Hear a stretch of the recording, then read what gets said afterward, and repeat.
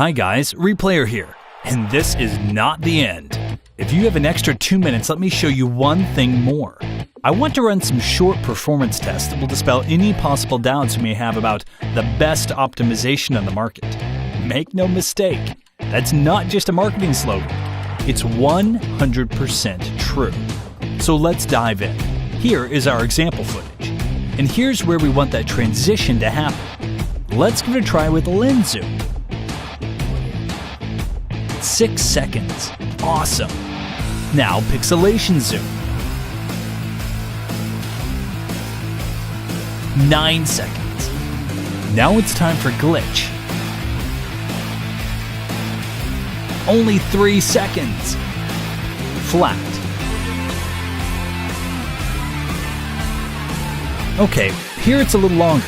17 seconds. Warp. Less than 2 seconds. Light leaks. 3 seconds. Okay, I guess you've already got the idea. Render is really fast.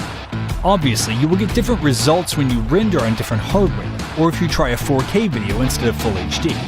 And as you may have noticed, some transition categories don't have lightning fast render speeds, but most transitions really do render quickly. So now you've actually seen that my transitions pack is a real time saver.